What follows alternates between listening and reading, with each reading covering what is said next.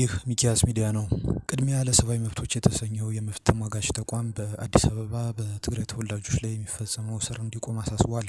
ይህ ድርጅት ትላንት ባወጣው መግለጫ በመንግስት አካላት በተለይም በአዲስ አበባ ፖሊስ የትግራይ ተወላጆች ላይ ተደጋጋሚ እስርና እንግልት እየደረሰ መሆኑን ገልጾ ይህ እንዲቆም ጠይቋል። የታሰሩት እንዲፈቱ፣ በወንጀል የሚያስጠረጥራቸው ጉዳይም ካለ በህጉ መሰረት ፍርድ ቤት እንዲቀርቡ ያሳሰበው ድርጅቱ አክሎም የዘፈቀደ እስር በትግራይ ተወላጆች ላይ እንዲከናወን የወሰኑ ትዕዛዝ የሰጡና እየፈጸሙ ያሉ አካላት ውሳኔያቸውና ተግባራቸውን በመመርመር በህግ ተጠያቂ እንዲሆኑ ብሏል።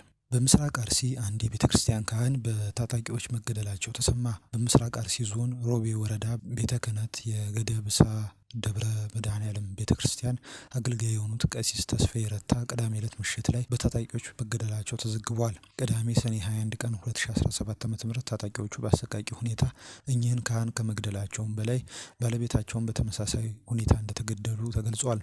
ካህኑ ከልጅነታቸው አንስቶ በቤተ ክርስቲያኑ ሲያገለግሉ የቆዩ ሲሆን በፊት በድቁና አሁን ደግሞ በቅስና በማገልገል ላይ የነበሩ መሆናቸውን በቀብር ስነ ስርዓታቸው ላይ ተነግሯል። የካህኑ የቀብር ስነ ስርዓት ከትናንት በስቲያ ሰኔ 22 በሮቤ ደብረ ጽዮን ቅድስት ማርያም ቤተ ክርስቲያን ተፈጽሟል ሲል ማህበረ ቅዱሳን ቴሌቪዥን ዘግቧል። አቶ በየነ መክሮ ከኃላፊነታቸው ተነሱ።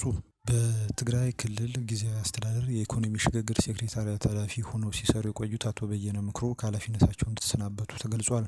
አቶ በየነ ከኃላፊነታቸው የተሰናበቱት ሰኔ 9 ቀን 2017 ዓ.ም በጊዜያዊ አስተዳደሩ ፕሬዝዳንት ሌተናል ጄኔራል ታደሰ ወረደ በተጻፈ ደብዳቤ ነው።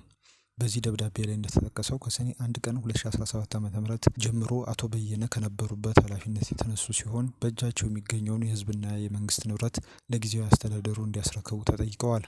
እንዲሁም ከኃላፊነት ከተነሱበት ዕለት አንስቶ ያገኙት የነበረው ደሞዝና ጥቅማጥቅም እንዲቀር መደረጉንም ይኸው ደብዳቤ አመልክቷል። በተያያዘ ዜና የትግራይ ጊዜያዊ አስተዳደር ፕሬዝዳንት ያለ ፍቃድ ከትግራይ ክልል ውጭ ያሉ አመራሮች የደሞዝና የጥቅማጥቅም ክፍያ እንዲታገድ ትዕዛዝ አስተላልፈዋል። የትግራይ ጊዜያዊ አስተዳደር ፕሬዝዳንት ሌተናል ጄኔራል ታደሰ ወረደ ሰኔ 19 ቀን 2017 ዓ.ም በጻፉት ደብዳቤ ከትግራይ ውጭ በተለያዩ ምክንያቶች ያለ ፍቃድ ከስራ ውጭ የሚገኙ የቀድሞ የመንግስት ባለስልጣናት ከሰኔ 1 ቀን 2017 ዓ.ም ጀምሮ የደሞዝና የጥቅማ ጥቅም ክፍያ እንዲቆም ትዕዛዝ ሰጥተዋል። ደሞዛቸውና ጥቅማ ጥቅማቸው የታገዱ አመራሮች ሌሎቹ እነማን እንደሆኑ እስካሁን አልተገለጸም።